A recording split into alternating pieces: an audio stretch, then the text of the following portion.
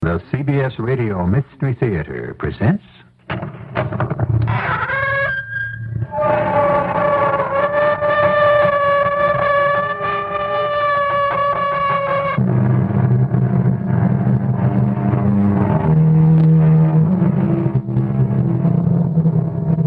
Come in.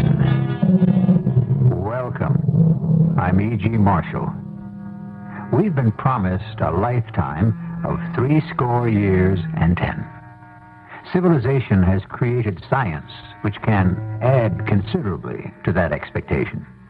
Civilization has also created an entire witch's brew of sicknesses and psychoses which can dramatically shorten our existence. The whole business has always been a two-edged sword. One side of the blade kills, the other cures.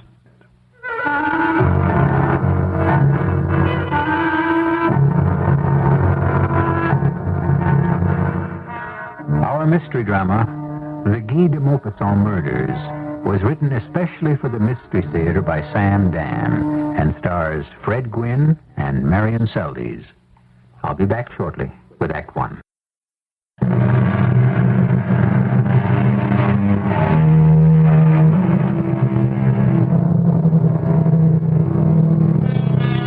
So much of life is a gamble.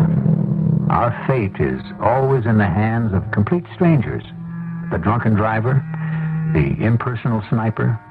Each of us who lives in the midst of human society is, in effect, hostage to fortune. Only our Maker has the supreme power to create, but anyone, everyone, here below, has the terrible ability to destroy. It is late at night, and while the street is fairly well lighted, it is nevertheless deserted. On the corner, we have a bus stop and one of those telephone stands, you know, where the phone is out in the open. A young lady is nervously depositing a coin in the slot, and now she begins to dial. I think it's 1434.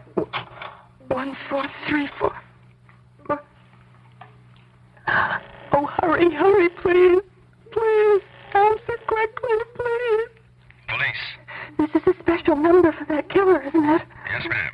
Do you have any word I think I'm being followed. Where are you? Quickly. Maybe it's my imagination. Lady, where are you? No, it's not my imagination. Where are you? Jerry, get a trace. A man, he's coming toward me. Run. Yell for help. Careful. Lady, where are you? No, don't shoot me. Run. Scream. I won't tell the police. I won't say where I am. Just don't shoot me. Lady.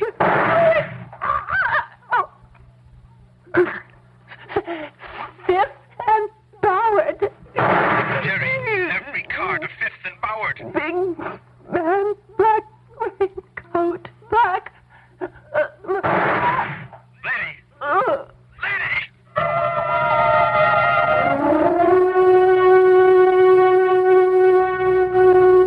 Good morning, Mrs. Mullins. Good morning, Your Honor. That's a somewhat scanty-looking breakfast, Miss Mullins.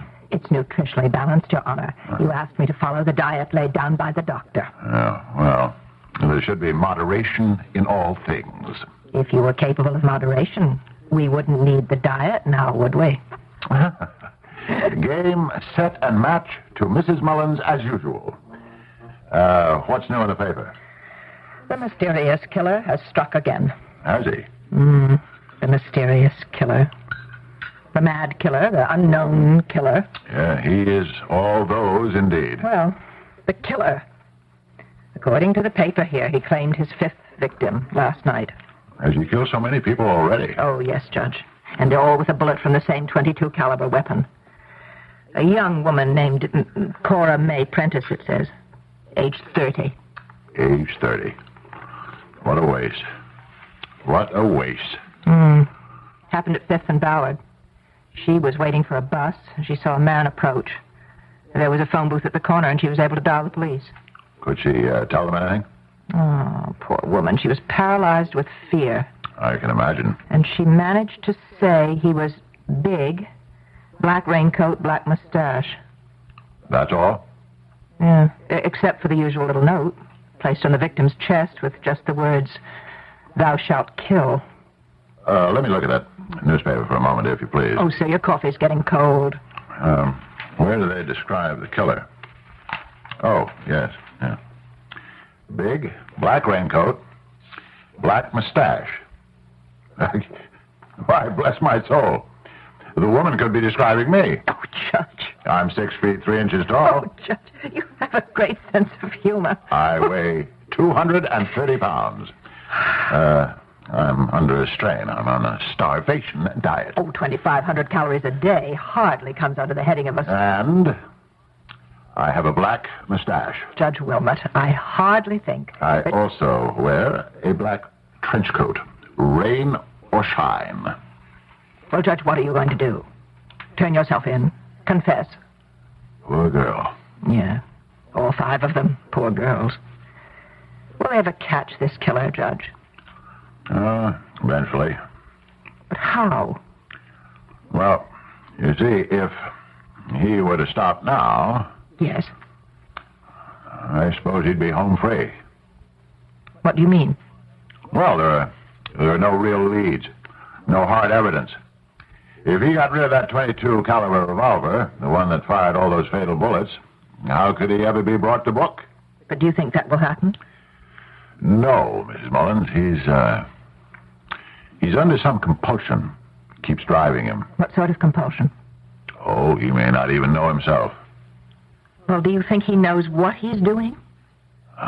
That's a complex question. He may know what he's doing while he's doing it, but after he's done it, he may not know that he did it. Then are you saying that this man might be leading 2 separate, unconnected lives? Yes. And while he's in one life, he's not aware of the other? It's possible. Well, then how will he ever be caught? That's a problem for the police. Oh, it's a problem for everybody who walks the street at night. And if he chooses his victims, seemingly at random, in more or less deserted places, it does become a serious situation. But he'll be caught. How?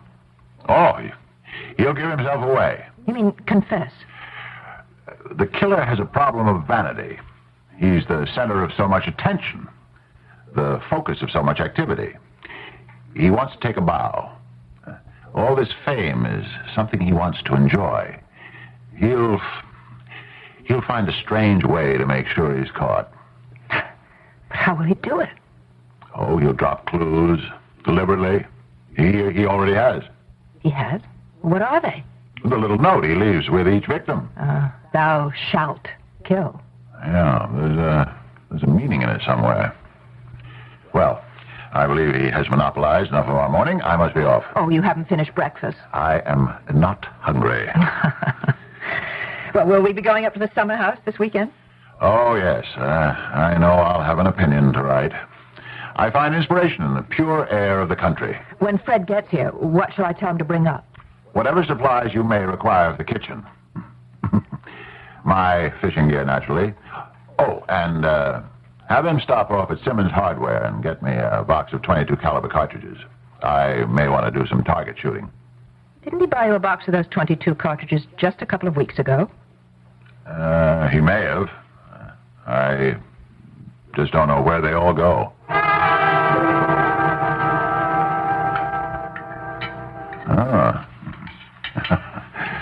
Another of your dietetic masterpieces, Mrs. Mullins. You call it what you like. It's keeping you alive. But is life worth living under these circumstances? Well, as some gentleman or other said, think of the alternative. Now, just get up from the table right now and stop thinking about food. Yeah, all I can really do is to think about it. I get so very little of it. Where's Fred? He had to go back to the city. He'll be here in the morning. He'd better be. I want to take the boat out. Now, this would be a good time to sit down and start writing your opinion. Now, you're to quit hectoring me, Mrs. Mullins. Hector? My. I thought that word went out of style 40 years ago. It may have. They haven't replaced it with anything better. Oh. I can tell by the mood you're in that you've decided against the defendant. Poor fellow. No, Mrs. Mullins, you know I never discuss my cases. That's not true, Judge. You do it all the time. How can you say that? In your own way. I think I'll go out for a walk.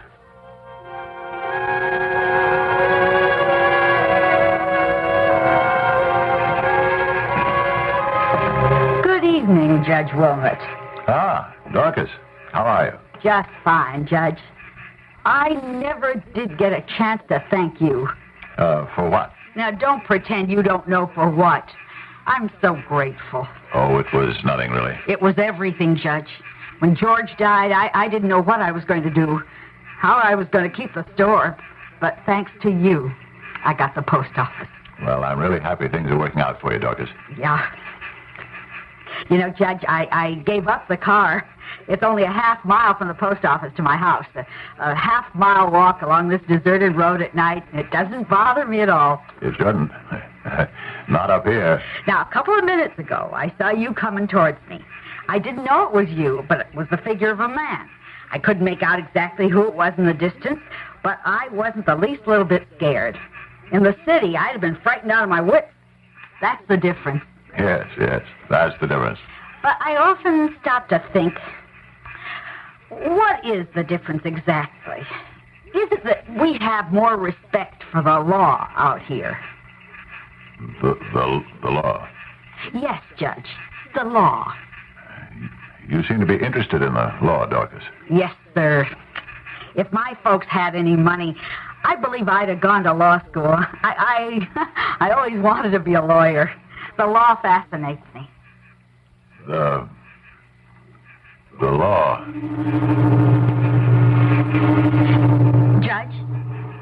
Judge, is something wrong? The law. What do you know about it? Judge, are you all right? You look a little sick. Do you know what the law commands us to do? Judge, if I don't get going, the kids will start to worry about me. The law of nature. It can be expressed in one word. Kill. Oh, yeah. I never looked at it that way. You have a right. A right? What kind of a right?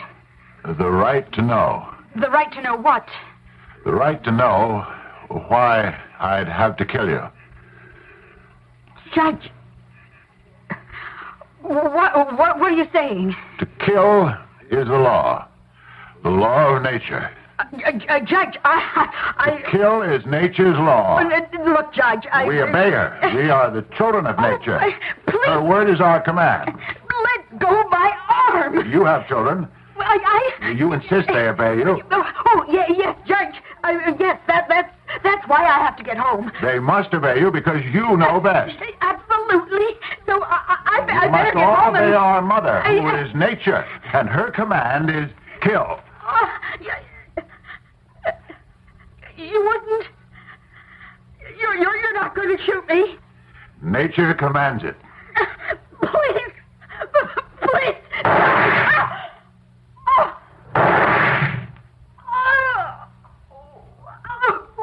Why?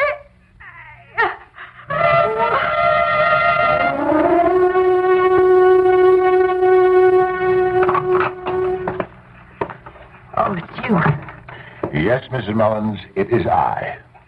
You're allowed to have 1 cup of coffee, no cream or sugar. How unspeakably generous of you, madam. Did you have a nice walk? Oh, yes. Anything happen? What could happen? What could happen? If anything, our story proves that we live in a world of infinite possibilities. Are there any more surprises? Can there be surprises in a world that has seen just about every barrier to belief broken and shattered? Well, we've given you the murderer in Act 1, but don't think you aren't in for some surprises when I return with Act 2.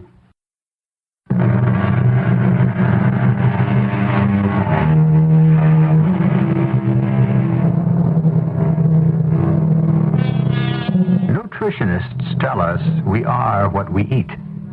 Psychiatrists tell us we are what we hate. Therefore, it is reasonable to assume, A, that secretly we ourselves want to do those very things that we condemn in others, stealing, killing, and so on.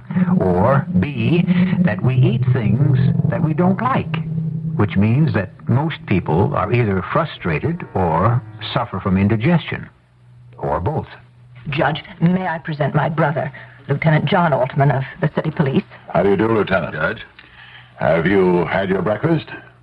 Well, Join us. I hope you're not hungry. Oh, Judge. Nasty situation, I understand, Lieutenant. well, it's the killer. Does that mean he's up here now, too? I'm in charge of the investigation back in town. This thing happened last night, and they asked me to come up and see if there's a connection. Is there, Lieutenant? There has to be. He left that same little note.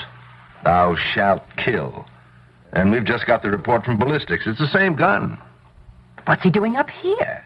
He's probably on vacation. Poor Dorcas. All those children are orphans. Were there any clues? Some kids driving home from a dance saw her body in the middle of the road. And that's all we have. Well, that's not true. We do have something else. I received a note from him the other day. You did, John? It's been printed that I'm in charge of the investigation, so the killer looks at me as his, I guess you could say, opponent or antagonist. Oh, what did the note say? It fits in with thou shalt kill. He writes, why, then, is it a crime to kill? Yes, why? On the contrary, it is the law of nature. And? And that's all. That's all he wrote. There's no way to trace the writing or the paper? No, afraid not. What's your theory on this thing, Judge? You're dealing with a madman. Oh, we know that going in. He suffers from one of the forms of amnesia. He obviously has periods in which he disassociates himself from the world of reality and wanders off into another world of illusion. Or perhaps what we call the world of illusion is for him the world of reality. That's true. I had forgotten for a moment you were a teacher of psychology. I didn't teach psychology. I taught literature. Forgive me, Mrs. Mullins. Actually, psychology is derived from literature. You got us started, Judge. The psychologists stole everything from the writers. Well, after all, the Oedipus complex was discovered not by a psychiatrist, but by a playwright. Oh, Martha. How did it feel to grow up with such a smart sister, Lieutenant? If I were smart, I'd have chosen a profession that paid me a decent pension, so I wouldn't have to spend my so-called golden years as a housekeeper for a man who insists on digging his grave with his teeth. She really is a delightful lady, Lieutenant. All right, now that message he sent, you say that again, John. Why, then, is it a crime to kill? Yes, why? On the contrary, it's the law of nature. That's it, John. No? Yes. Precisely the way it was put. I memorized it word for word, Martha. Are you sure he wrote, why then is it a crime to kill, not why is it a crime to kill? I mean, you're sure about the word then? Positive. Is there a point to this, Miss Mullins? Yes, there's a literary feel to it. Well, the killer could very well be a literary person. You see, why is it a crime? I mean, that's a question anybody could ask. But why then is it a crime is obviously part of an argument. It's been lifted out of a context. He's quoting somebody. Who? I don't know, John. It's like a thought that has been developed by a novelist or a dramatist or an essayist. Well, is it familiar? Yes. I have a feeling that I must have read it somewhere before.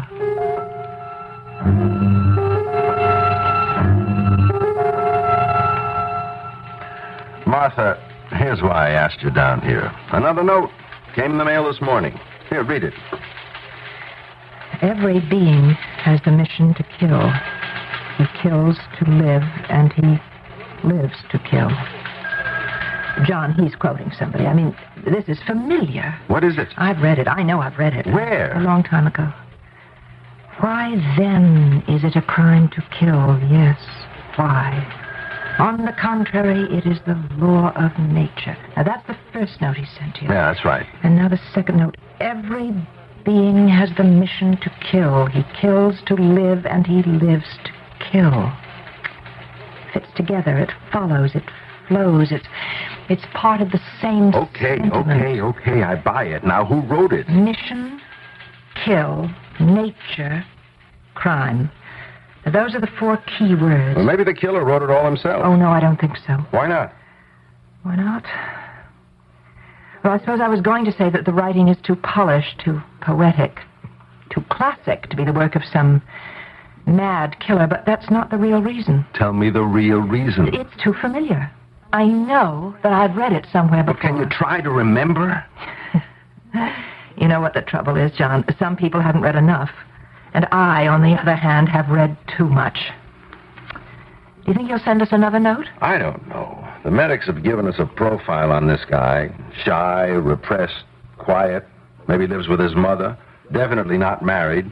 In fact, they all seem to agree he somehow doesn't make it with women. Well, what's your opinion? I don't know. Anybody can be a killer. Well, of course, that's true theoretically. It's true practically, too. We used to think people had problems because they didn't have money. Look at all these kids we keep arresting. So many of them have all the money they could ever spend. Maybe they didn't have love. Okay. So anybody could be deprived of love. So anybody could be the mad killer. Anybody? Don't search for the obvious nut, for the funny-looking eccentric. As it says, he may be walking among us. Oh, the identity is hidden somewhere in those notes. The ones that say, thou shalt kill, which he leaves on his victims, and the ones he just sent to you. You know what I'm thinking? Even if we could find out where he got those quotations, what would it tell us? What would it tell us? It would just tell us what books he reads. Oh, John, that could tell us everything.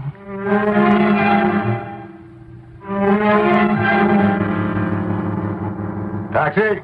Taxi!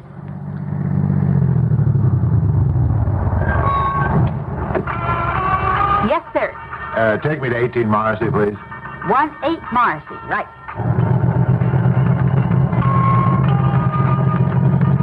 Music bother you, sir? No, not at all.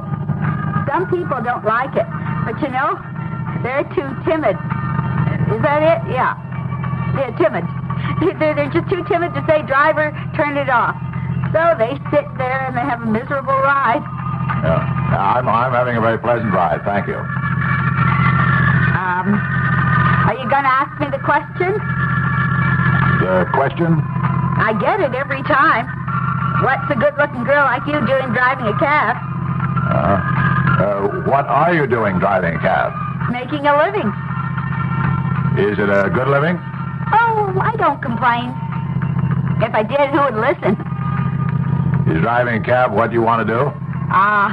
Now I'm an actress. Oh, And I'm, as they say, at liberty. I understand. And this beats waiting on tables. I imagine it would. And it leaves the days free for making rounds. Rounds? Knocking on producers' doors. Oh, I see. You know, you're one of the very few people who didn't pop off at me at being a lady cab driver. Well, you must admit it's kind of a novelty. Oh, not all that much of a novelty anymore. You know, you'd think that there's some kind of law that says that... Law? A law that says that only men can drive cabs. Well, I understand there used to be such a law. Women couldn't get hack licenses. But it's been repealed.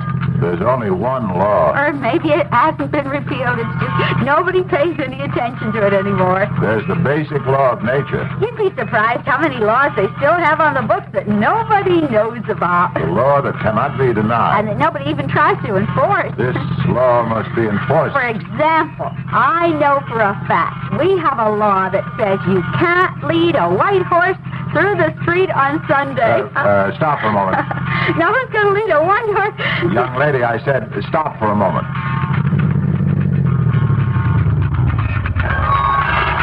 Yes, sir. Is something... No. No!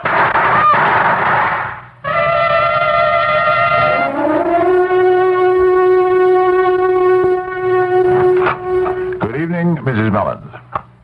Good evening, sir. Something seems amiss, Mrs. Mullins. You've been out. I suppose you haven't heard the news. News? Oh, obviously you haven't. The killer. The mad killer, the mysterious killer, whomever, whatever, has claimed another victim. When did this happen? I heard it on the news just a few hours ago. His seventh victim, I believe. This thing has gone too far. Something will have to be done. Yes, sir. Who was it this time? The girl's name was Julia Tate. She was an actress. Actress? Yes, but she was moonlighting as a cab driver. No. Now, that is a shame. Girl probably spends the whole day looking for work in the theater. Then at night, she takes on this difficult and hazardous job driving a cab. Yes, they found the usual note, "Thou shalt kill." I'm sure they'll find it was done with the usual .22 caliber gun. I'm sure that somewhere he left something behind that must incriminate him. Yes, sir, but the problem is to find it. And as my brother, Lieutenant Altman, would say, to know what it is when you do find it. I'll answer it, sir. Judge Wilmot's resident. Oh, yes, John, wait a minute. Yes, I'll write it down. It's Lieutenant Altman. He's just received another note from the killer. All right, John, I'm ready. Man kills, yes, without ceasing to nourish himself. But since, in addition, he needs to kill for pleasure, it is not enough to kill beasts. He must kill man, too. Long ago, this need was satisfied by human sacrifice. Now, the necessity of modern society has made murder a crime. Is that all, John? Yes, it flows. It has to be part of the same thought, part of the same piece. Let me try to remember some things, John. Yes, right. Goodbye. Am I to understand the killer has been sending more notes to the police? Yes, he seems to be expressing quite a philosophy of life, or I should say, death. I hope he puts a stop to it before long. People will soon be too terrified to walk the streets. Where have I heard those words before? Where have I read them? I know it's familiar. It's on the tip of my tongue, too. Miss Mullins, I've had a rather strenuous walk this evening. But you're required to. That's doctor's orders. It made me hungry. I was thinking of a little snack. That, sir, is out of the question. Why? Well, you defeat the purpose of exercise if you eat back all the weight you've just walked off. But walking makes me ravenously hungry. That, sir, is your problem. You know, Martha Mullins, there are times when I could kill you.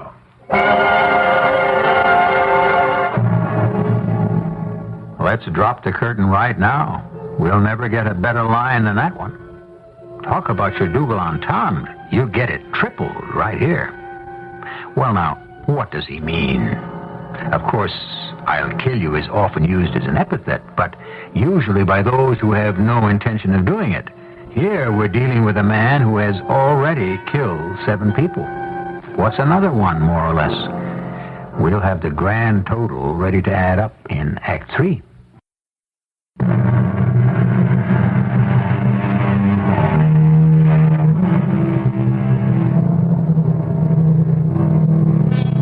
No man, we are told, is a hero to his valet.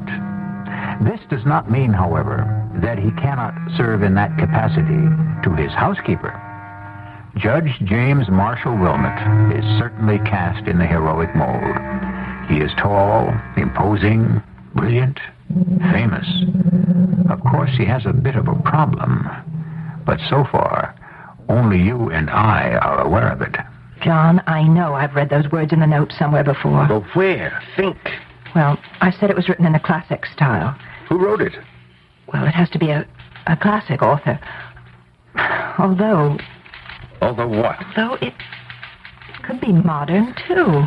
Oh, somewhere, somehow, sometime, there has to be a break in this thing. Why can't it be now? Police. Yes. Where are you? What's your name? Uh-huh. No, don't be afraid. Just tell us. Where? No, don't do anything. If he goes away, forget it. Don't you try to follow him. Right. What is it, John? Jerry, we could have something. A woman is looking at a guy sitting on a park bench across the street from her window at number 51 Baker. You got that? Throw a circle around it right now. I'll be there in 3 minutes. Guy fits the description. Yeah, fast, but no sirens. Oh, John, let me come with you. Now, Martha... John, you know there won't be any danger. In 30 seconds, there's going to be an entire army of the police. All units. Suspect still reported to be on the bench. Do nothing to alarm him. Make no aggressive moves. Just stand by. I will make the approach. Jerry and Art ready for backup. Over. Martha, he can't get away. He's got no place to go. He's surrounded, cut off. Oh, if he's the killer, do we have this guy? Can we be this lucky? John, I think something has just clicked into place about those notes. They don't matter anymore if we have the killer. I think I'm getting close. Got a hunch we've nailed him. Finally. I better calm down. I'm getting too excited. But I want this guy so badly. John, did you ever have something just at the top of your subconscious that's trying to surface? Ah, here's where the park begins. Baker Place. And here are the benches. And look. 100 yards ahead. Big guy just sitting there. John. Yeah, he's wearing that black raincoat. John, and wait. that black mustache. All units, stand by. Jerry, Art, start walking across the street. Get on either side of him. Slowly. Oh, John, that's... Perkins, Rossi, pull up, park. But, John, it isn't the killer. Now, we'll take him. John, that's Judge Wilmot. Look, can't you see? It's the judge. All units. False alarm. He's not our man. Let's go home. You can't be serious, Miss Mullins. Yes, 20 police officers. We're about to pounce on you, Judge Wilmot. But whatever for? Oh, Judge, I keep telling you, you fit the description of the killer. Nonsense. But it's the only description that exists. You're a big man. You have a black mustache. You wear a black raincoat. I can't do anything about my size, although, goodness knows on your diet, I'm sure to shrink down to nothing. You could shave off that mustache. This mustache, Mrs. Mullins, is 35 years old. And get rid of that raincoat. I happen to fancy black. It's a fitting color for a judge. All right, don't say I didn't warn you. About what? There are nervous people in this town. Somebody might take a shot at you by mistake. Well, I should hope so. I would hate to think anyone would want to shoot me on purpose. Oh, seriously, Judge. You live in a world of your own. I deny that. It's true. You see, judges have the power the rest of us don't. They have the power to judge. Everyone has the power to judge. Yes, but only a judge has power in his judgments. Very well put. You tend to lose sight of the problems of ordinary people because you're not an ordinary person. I feel quite ordinary. Oh, no, you don't. You flaunt your own personal attitude of freedom. A vicious, sought-after killer dresses exactly as you do, wears a mustache like you do. Now, do you recognize the fact that it's dangerous to walk around looking the way you do? Are you deliberately provoking the police? There is no psychiatrist like the amateur psychiatrist. And another thing, Judge, I also know something the police don't. You have a .22 caliber pistol. Are you saying that I'm the killer? You're amused. Can't we be serious? Right now, I believe I would like to take a walk. In the streets? At night? With a jumpy public and maybe some quick-on-the-trigger characters all over the town? One thing you should know, Mrs. Mullins. When I get the urge to take a walk, or something equally salubrious, I give into it. Please be careful. Why am I required to be careful?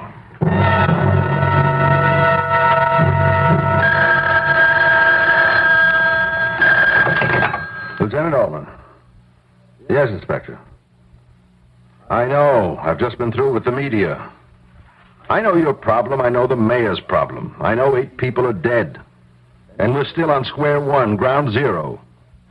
Why shouldn't I lose my temper? Everyone else has. Do you want my badge? You can have it. I'll quit. Just tell me what you want me to do. Well, that's exactly what I am doing, the best I can. Yes, sir. And what do you want? You asked me to come down and see you, John. Oh, Martha, come on in. Sit down, sit down. You don't know what it's been like. What do you want to see me about? Another note from the killer. Yeah, what do you make of this? We condemn and punish the assassin, but as we cannot live without yielding to this natural and imperious instinct of death, we relieve ourselves from time to time by wars. What do you make of it? I know this. I know this passage. I even remember the rest of it.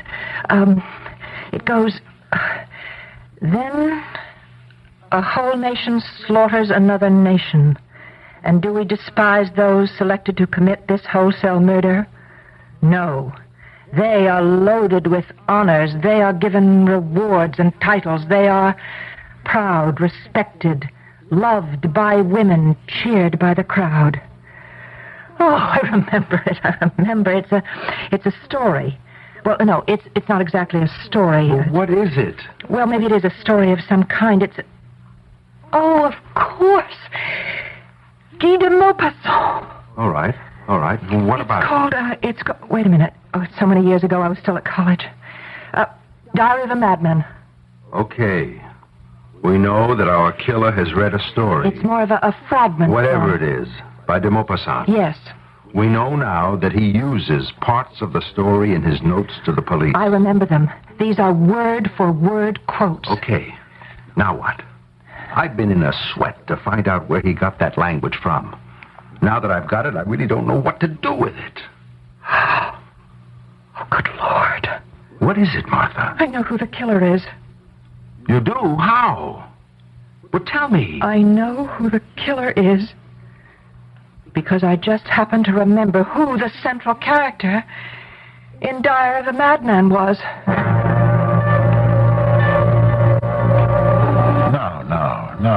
No, Mrs. Mullins. What is this? It's dinner, Your Honor. Oh, no. It's a mirage. It's a highly edible mirage, then. You have food on the table this evening. Not merely some tasteless, desiccated form of grass. It may have been a form of grass, but it was neither tasteless nor desiccated. Meat, potatoes, gravy, pie. What is this? A hearty meal. You're entitled to one. I should say so. No. Well, this is a treat. Pardon me while I fall to. But, Judge, in your library you have the works of De Maupassant. And also Balzac and Stendhal and Anatole France. Those are the writers. But, Judge, are you familiar with a De Maupassant story? The Diary of a Madman? I don't think so. Well, what's it about? It's a diary of a madman who happens to be a judge. Oh, the bench is filled with mad judges. This judge is a homicidal maniac. Oh, no, Miss Mullins, that's going a bit far. Yes, he's obsessed with the idea of killing. He sees it as a beautiful, natural act. No, that's a bit far-fetched. And because of his august position, he is, of course, above suspicion. Never read it? It isn't in the least familiar. Oh. What divine spices did you put into this meat sauce? The mad killer who's terrorizing our city. Must we talk about him now? Those notes that he's been writing to the police. Mrs. Mullins, not while we're eating. Those notes are taken verbatim from the De Maupassant story. And these potatoes. Oh, superb. I have this book from your library with the story in it. Oh, I must make a note to read it sometime. You have read it, Judge. What?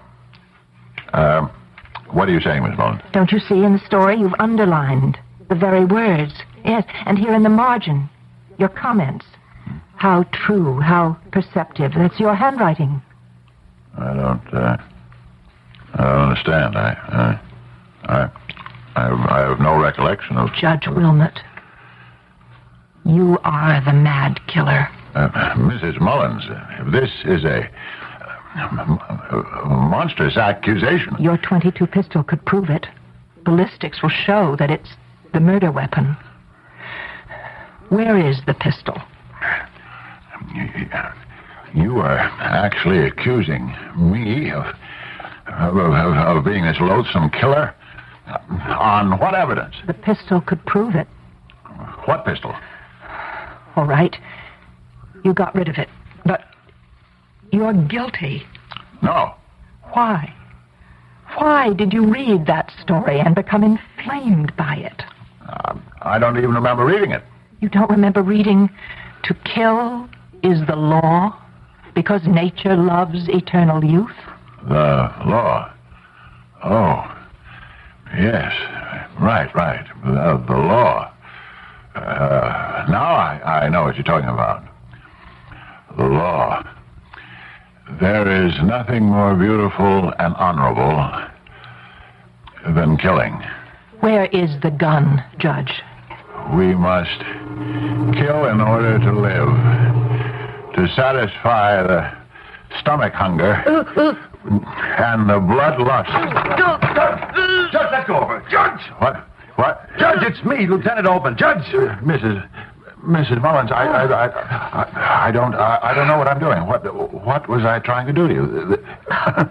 This is most embarrassing. You'll have to come along with us, Judge. What? Come along where? What for? I think all of you owe me an explanation, but I shall not listen to it on an empty stomach. John, why don't we explain things to the judge over dinner? How do you explain to Dr. Jekyll that he's also Mr. Hyde? I don't know how the explanation went. However, I do know that when dinner was over, everybody in the room went down to police headquarters. The mad killer is caught, and the city is tranquil once again, and shall remain so until next time.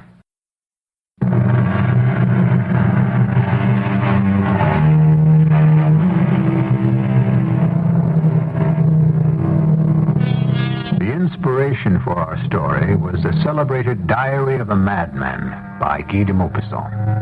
Although this title refers to just one small sample of his writings, it is most revealing, since the entire body of De Maupassant's work can be called the Diary of a Madman. He himself went mad. Each day, in numerous and subtle ways, his madness became more intense. And each day he wrote and wrote some of the greatest short stories in the world. Were they great because he was mad? Or did they drive him mad because they were great? Our cast included Fred Gwynne, Marion Seldes, Martha Greenhouse, and Nat Polen. The entire production was under the direction of Hyman Brown. This is E.G. Marshall inviting you to return to our Mystery Theater for another adventure in the macabre.